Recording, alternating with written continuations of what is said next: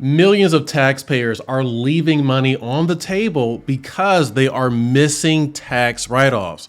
And today I'm going to help you fix this by showing you how you can write off almost anything. You are about to learn how to write off some of your largest expenses, and I'm going to walk you through a very realistic scenario to help you find over $70,000 in additional tax write-offs by the end of this video. You can immediately put more money back into your pockets by writing off more of your expenses in things that you are already paying for. Now, unlike other tax strategies, what I'm about to show you does not require any more money out of your pockets. We are simply looking at things you already pay for and showing you how to qualify those expenses as legitimate tax write-offs. We are going to look at writing off everyday expenses from housing to transportation, food, and dining, as well as your healthcare and medical expenses, as well as things like your education expenses, your childcare expenses,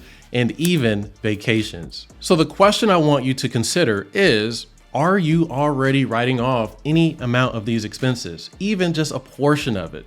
Or more importantly, do you know how you can write off these expenses? Well, as a licensed CPA who tax plans every day at mycpacoach.com, I'm about to show you the criteria you would need to meet to write off these types of expenses category by category here. So go ahead and save this video, comment below if you have any questions, and make sure you subscribe if you want even more guidance to less stress and lower taxes.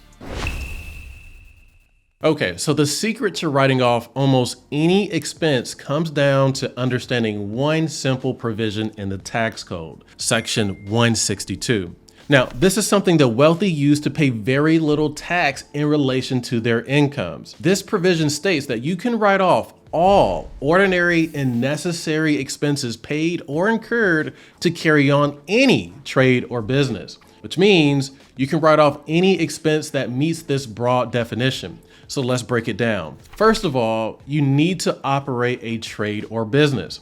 Now, this does not mean you need an LLC or a storefront, okay? You can qualify as a business by earning almost any type of non-employment income. I have clients that qualify for this through a side gig, 1099 contract, as a real estate investor, day trader, and so many more ways. So even if you have W-2 income, you could still qualify for these tax write-offs through a side business or as an active investor. Now, in addition to operating a trade or business, any expense you write off must be both ordinary and necessary for the type of business you have. Now, ordinary just means that the expense is common and accepted in your industry. For example, it would be ordinary for a wedding photographer to write off travel expenses incurred to get to various wedding venues to shoot photos for her clients. Now, on the other hand, necessary means that the expense is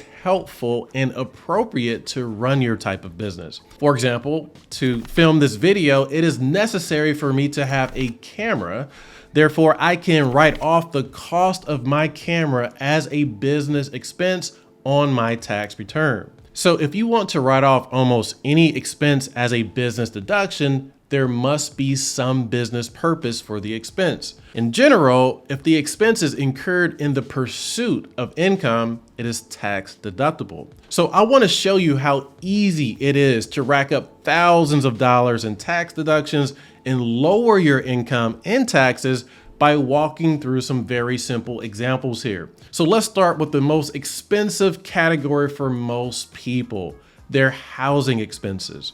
So let's say you have about $50,000 per year in housing expenses, which includes your rent or mortgage, utilities, Wi-Fi, cell phone bills, and so on. And let's say you want to write off those expenses to lower your taxes. Well, if you use any portion of your home to work on your business, then you could write off that portion of your home expenses on your taxes. For instance, if 10% of your entire home is exclusively used for business purposes, then you could write off 10% of all of your home expenses, or $5,000. So if you have home office space, or you store business supplies or inventory in any space in your home, and you don't use that space for personal purposes, then you can write off that portion of your home expenses on your taxes. But that's not the only thing we can do with your housing. Another way to create write-offs with your home is to rent your home to your business. For example, if you were to host an event at your home, like a board meeting, employee training,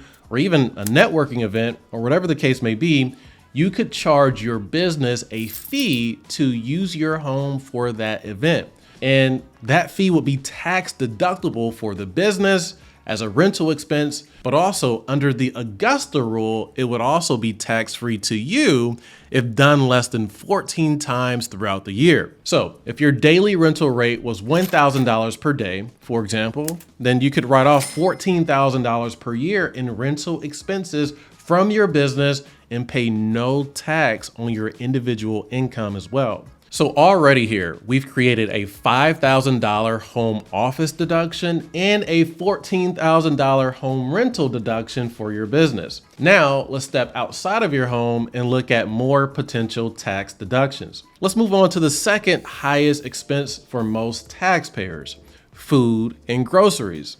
Now, typically you cannot write off groceries as a business expense. However, you can write off your dining expenses at restaurants or meals that you have catered. There just has to be a business purpose for the meal with a business contact, which, by the way, could even be your spouse, partner, children, or friends if they are involved with the business as a prospective client, employee, partner, or they could even sit on your board of directors. But hypothetically, if you spent $5,000 on business meals, you could write off half of that amount on your taxes, giving you a $2,500 tax deduction.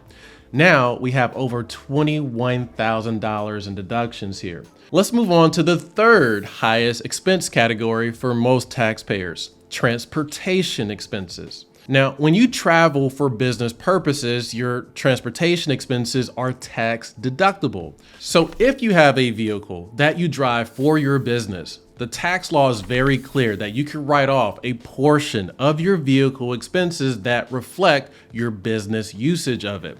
Now, a lot of people overcomplicate this. The vehicle does not have to be in your business name. You don't need a complicated lease agreement between yourself and the business either. The tax law is very simple. It states that if you use your car for your business, you can write it off on your business taxes. For instance, if you had $10,000 in vehicle expenses and you used your car 50% of the time for business, you could write off 50% or half of your car expenses, in other words, $5,000. Now, there are several other ways to write off your car expenses as well. There's depreciation, which allows you to write off some of your car's purchase price. There's also the standard mileage deduction that the IRS grants for every mile you drive for your business, which you could take instead of writing off your actual vehicle expenses, and so on. Now, ultimately, you can choose whichever method saves you the most money in taxes, but the bottom line here is that if you use your car for your business, you can write off a portion of it. Now let's talk about the fourth highest expense category for most taxpayers: healthcare expenses. Now, if you think about it, most people receive health benefits through their job. And when you are self-employed, you can offer health benefits through your own business as a self-employed individual. And when you do that, the expense is tax deductible. If you are self-employed, you can write off your entire family's health insurance premiums under your business. It does not matter if the policy is in your business name, your personal name, or your spouse's name. If you are covered by the policy, believe me, there are ways to write it off as a business expense. The average taxpayer has at least $8,000 per year in health insurance expenses, which is tax deductible if you run it through your business or reimburse yourself for those expenses. But in addition to that, you can also write off your out-of-pocket medical expenses under your business as well if you are savvy enough. You can set up something called an HRA, which stands for Health Reimbursement Arrangement. Now, the average taxpayer has about $14,000 per year in medical expenses, and this could be 100% deductible to you if you set up an HRA benefit through your business. This allows your business to reimburse you for health expenses, and when it does, It is tax deductible for the business and also tax-free to the employee or yourself who receives the reimbursement. But there are some rules that may make it taxable to you as the owner of the business depending on your entity setup. So if you plan to use this, you would want to choose an entity where this benefit is not taxable to you as the owner, like a C corporation, for example. But alternatively, if you want to keep things simple, you could instead set up what is called an HSA or health savings account. Now, this is an account that gives you a tax deduction for putting money into it, but when you take money out of it to pay for medical expenses, those funds come out tax-free. And at the time of this video, you could put anywhere from $4,000 to $8,000 into this type of account, depending on your filing status. So just by using hypothetical numbers here, we just found $8,000 in health insurance deductions, $14,000 in HRA deductions, and another $8,000 in potential HSA deductions, boosting your tax write-offs by $30,000 here. But let's move on to the next category here, which is also a very big expense for most taxpayers: education expenses. Now, whether it's for yourself or your children, education is one of the largest expenses Americans pay for. But the good news is that there are ways to write off your education expenses under your business. So first of all, people don't just wake up and start successful businesses. It requires skills, training, education, and so on. Now, the IRS understands this and allows taxpayers to write off education expenses under their business if it is required to operate your trade or business. Now, this may include courses, seminars, conferences, trade publications, and books, but that's not it. You can also write off the cost of certain certifications, diplomas, degrees, licenses, or other professional requirements if it is necessary for operating your trade or business. For example, if you have $5,000 in qualifying education expenses, you can write off that amount on your tax return as a legitimate business deduction. And if you pay for education expenses for your children as well, you may also be able to write off a portion of their education expenses